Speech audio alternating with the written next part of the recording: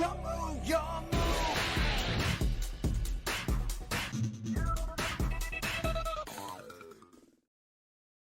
starting off with the deck profile here, again, please do let me know what you think of the audio for this video. We have triple Low, the prayers of the Voiceless Voice. Now, Low is the main card in this deck. The entire deck sort of does revolve around her. So what does she actually do? Well, she's a level 1 fairy, which actually does come up quite a lot. And what she can do is she can count for the whole ritual summon for a light ritual monster that is warrior or dragon. So it's a bit like a Shrit of the modern era. And also on normal or special summon, it can place a Voiceless Voice card directly from the deck to the spell and trap zone, meaning stuff like anti-spell doesn't really affect this card, which is fantastic. And also, if a ritual monster is special summoned to the field while this card is in the graveyard, it has the ability to just special summon itself back, which is very important considering that our main ritual monster gains negates based if Low is on the field. So really fantastic card. Pretty much always want to see this card in your hand, and there are ways to tutor it out of the deck. We have triple Saphira, the Dragon Queen of the Voiceless Voice. Now this is sort of like your pre-preparation of rites, but better. This allows you to send a ritual spell to the graveyard and add a ritual monster, warrior or dragon, from your deck or graveyard to the hand, which is fantastic. Then you can banish this card from your graveyard and actually just conduct a ritual summon. So you don't even need the ritual summoned spells in this deck to conduct ritual summons, which is really nice. For our other normal summon, we have triple of the Diviner of the Herald. Card is very good, being able to not only send fairies from your extra deck or grave to the deck to the grave, but also once distributed, special Low directly from the deck, as it can special a level 2 or lower fairy from your hand or deck, and Low is exactly that. It's a level 1 fairy. Fantastic. Again, allows for more copies of Low in rotation, so really good consistency piece. How are we tributing it? Well, we're tributing it with the one Treya's Hierarcha. Once this card is in the grave or in your hand, you can on a quick effect tribute up to 3 fairies. Special summon this card. If you tribute 2 fairies, you can destroy an opponent's card. If you tribute 3 fairies, you can draw 2 cards, but we're just mainly going to be tributing 1 fairy in the Diviner, allowing the Diviner to trigger, specialing the Low to the field. For the ritual spells, ritual monsters, we have double Skull Guardian, which is the main boss monster, coming out with 4,100 attack if Low is on the field, a Omni Negate every single turn on a quick effect, which is really nice, and also on its ritual summon, it's going to be able to add you any Voiceless Voice monster or ritual monster, which is really, really nice. We have the one Odd Eyes Pendulum Graph and the one Seravis. These sort of go hand in hand as we do play only one of each. We usually prioritize the Skull Guardian, and then with the search we grab either Seravis or the Odd Eyes Pendulum Graph. The Pendulum Graph is actually a really good card. The more you play the deck, the more you realize how good the card is. I don't think you can play Voiceless Voice without this card. That's how good I think this card actually is. And of course Seravis is nice, because if you have Seravis, you can normal your Diviner, and then if they Imperm or if they Veiler, you can chain Seravis and just completely negate that effect, allowing your Diviner to go through, allowing your combos to carry on, which is nice. We have for the spells triple barrier of the Voiceless Voice. It is essentially a rota, allowing you to add any Voiceless Voice card or Skull Guardian from your deck to your hand, which is fantastic. And of course, Low can place this from the deck to the field. Really nice. It also gives a bit of protection, meaning your opponent cannot target light monsters you control for attacks unless they're ritual monsters, and they just cannot target them at all with card effects, which actually gives a pretty good runic matchup. So keep that in mind. For the ritual spells, we have 2 Prayers of the Voiceless Voice. It's annoying how these cards are common. We have pretty much the whole deck that comes in QCR, and then we have the trap and the ritual spell that come in common. Like, bro, Konami, give me a OTS Super or something, hit me up. But as I said, we don't really need the ritual spell to conduct ritual summons, but we have to play it because it is essential that we are able to send copies of it to the graveyard for our Saphira. And also, we do play pre-preparation of rites, meaning we need to be able to add copies to our hand. I wouldn't play 3. I wouldn't play 1. I think 2 is absolutely perfect. For the newer support, I guess you can say, we have the Legacy of Destruction support in Blessings of the Voiceless Voice. This card is actually really good. Not a lot of people give this card the credit it deserves. It allows you to actually just not really care that much about Dimensional Barrier. You can get debarriered, cool, set this card up along with a Low and a Ritual in hand, and then just Ritual Summon during your opponent's turn, which is really nice. So what does it do? apart from the ritual summoning? Well, it can target a Voiceless Voice card, any card that is banished or in your graveyard, and add it to your hand. So it doesn't need to be specifically be monsters. It can add that trap once you've used its effect. And if a non-ritual monster is normal or special summoned face up either to your field or your opponent's, you can immediately conduct a ritual summon tributing monsters from the hand or field whose levels equal or exceed. Also, it can be destroyed by battle. So that's just forever. So that's really, really nice. Mention the trap. Here's a trap. 1 Radiance of the Voiceless Voice allows you to either special summon Voiceless Voice or add them to your hand from the deck, or you can just target cards your opponent controls up to the number of light ritual monsters that you control and destroy them, and obviously send this card to the graveyard. But that's not too bad because we have the Blessings that's able to just grab this card right back. So that is it for the Voiceless Voice package. Let's now go on to the supporting spells.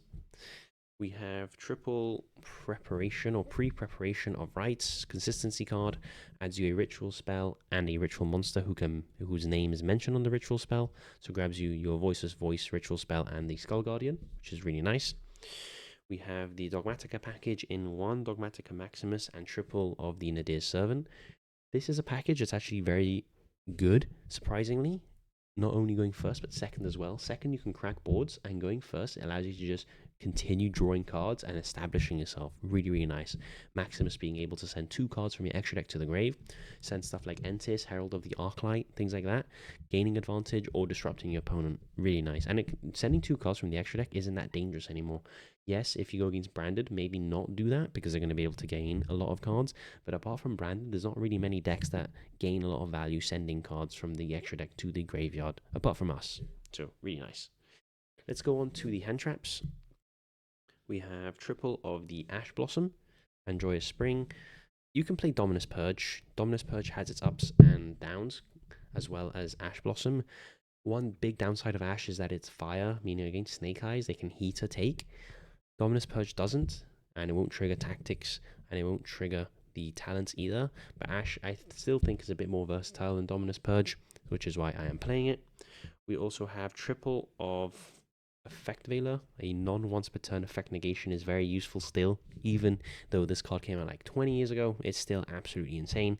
It sucks that it's only during the main phase, so your opponent can kind of play around it if they do their things like with Tempite in the battle phase. Veiler's a bit dead and you might want to side them out. But apart from that, it's a very, very good card, especially against Snake Eyes, just multiple negations, because the Snake Eyes deck does need 2 to 3 hand traps to stop effectively. We have triple of the Nibiru, the Primal Being. Just really good in tandem with Effect Veiler. If they set up an Appaloosa, you activate Nib, they chain Appaloosa, you chain Veiler, and you just wipe their whole board and pretty much win the game from there. It's also a pretty high level, being level 11, meaning you can use it in a pinch for ritual summons. And for the last hand trap, we have triple of the Imperm, or Infinite Impermanence, as some of you call it. Very, very good. Again, doesn't trigger Tactics, doesn't trigger Talents, isn't once per turn, and isn't during the main phase only. So just a better version of Effect Veiler. You have to control no cards, unlike Veiler. So going second, this is better. Going first, you do have to set it, and it does have to act like a normal trap. So, yeah. It has its ups and its downs. 12 hand traps in the main may seem a bit low. That is because post-siding, we do play a lot of hand traps in the side. I won't be showing the side deck off in this video, but if we do a combo guide or a side decking guide, I will show them off. We play, I think it's around 11 hand traps in the side. So quite a lot of hand traps come in post game 1 for games 2 and 3, depending if we're going first or second. And that is usually more than enough because we just really need to see Lower Diviner and we get our whole engine going. So we can afford to play a lot of hand traps.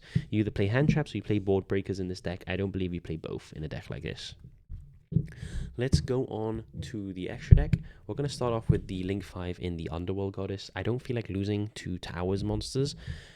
We can only really go up to 4,100 attack. If there's anything bigger than that, or if there's something that's just unaffected by card effects and can't be destroyed by battle, we have a big problem. Meaning we need to play the Underworld Goddess just to out cards like that. They aren't very common, but when they come up, you're going to be glad you have the Underworld Goddess. We can also, since we play IP, make this during our opponent's turn, and that's also just very, very good as well.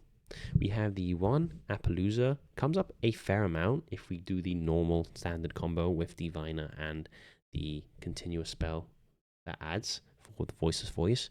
We can end with a IP and the setup of the Skull Guardian low. Then once that all of our Skull Guardian negates and stuff is used, we can just use the IP, go straight into an Appo, and boom, 3 more negates just like that. We have the one SP Lil Knight, which of course with the IP Masquerena is very good. IP can make Apo or SP or Underworld Goddess, so we have lots of choice in this deck. SP being probably the one you bring out the most. But it's getting a reprint soon, so hopefully it will be more affordable and everyone has access to this card. That can only be a good thing. And then of course the IP, people are saying it might get banned. I think it could be an honorable mention. I don't think this card itself is that amazing compared to cards like Beatrice, Flamberge. It's a very, very good card, but compared to those other cards, I think IP is fine. We have the Dynamondo. We play 2. Don't play 1. 2 does definitely come up in the grind games, and that's why I play 2. On summon, you're going to be able to target a card on the field and a ritual monster in your graveyard, shuffle both into the deck, so a bit of recursion while interrupting the opponent is very nice.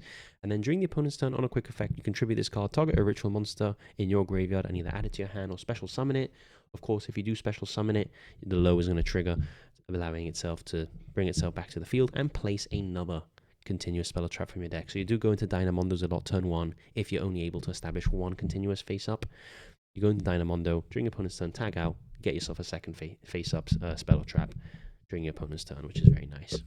We have the one Relinquished Anima. Low is a level 1, so we do punish if our opponent doesn't respect the zones. Also allows us to just make low into a link monster, and then low and anything else. Immediately go into an SP for the banish effect. Secure Gardener and a Almirage. We play this in case we draw Effect Veiler or something that we can't really combo with. We normal it, turn it into an Almirage, turn it into Secure Gardener, and then if we only ever do that play if we have the Dogmatica Maximus in our hand, special the Maximus and get our engine going that way. The one Garua, just send it off Nadir's Servant, draw 1 card, makes Nadir's Servant essentially a Mobilize Engage, but better, because then we can special the Maximus and gain even more cards from it. The one Entis, just send it to the grave for a pop, so it turns your Nadir's Servant into a Sky Striker Afterburners if need be, or a Jamming Waves, because Entis can do back row and monsters, which is nice. We play the Fossil Warrior Skull Knight. You could arguably just play 2 Entis. I play the Skull Knight just because a Skull Knight allows you to pick when you want to destroy the monster, unlike Entis, which is when sent. You can banish Skull Knight or whatever point from the graveyard and blow up a monster, so I think that is valuable to have as well. We have the one Sky Crisis. Just, you can't crack a board completely, slap on a Sky Crisis on top, and then shuffle something away, which is very nice. And then we, of course, have the Herald of the Arclight acting as the 14th card. Able to send this to the graveyard to just search a ritual monster or ritual spell. And for the 15th card, we're going to have to use our imagination a little bit. We have the Odd Eyes Meteor Burst Dragon, and that is a very, very good card against the Tempai matchup in particular, but we play it because the Odd Eyes Pendulum Graph Dragon, when it negates a spell, will actually be able to just special summon it for free from the extra deck, and then on summon, it's actually going to be able to bring back your Pendulum Graph Dragon, which isn't a once per turn spell negate, by the way, guys, so really, really nice. And then when it's in the Pendulum Zone, your Pendulum Graph Dragon, it can add you back a ritual spell from your grave or grab you one from your deck, add it itself back to the hand, and then ritual summon it again. And obviously, the Meteor Burst Dragon just says your opponent can activate effects during the battle phase, which is very, very important in the Tempai matchup and helps a ton, usually winning you the game if they can't negate that. So that is the end of this deck profile. Let me know what you guys think of the new setup. I got a microphone for you guys. Hopefully the audio is much more stable. I'm still working on how far away I want the camera. I think for now it's okay. The lighting I know can be better. Hopefully in the next videos I'm going to be experimenting with the lighting. But I think we got the audio down now. If there's any improvements that you guys can suggest in terms of audio settings, please do let me know. I'm very, very new to this, so I'm hoping that the audio comes out okay. Obviously there can be improvements. We're going to be improving it as time goes on, as I learn more and more about audio. But for now, I hope you guys enjoy this type of video. Make sure you leave a like. If you love Voiceless Voice, let me know where you think they're going to place in the meta going forward after the ban list. And I'll catch you all in the next video. It's time to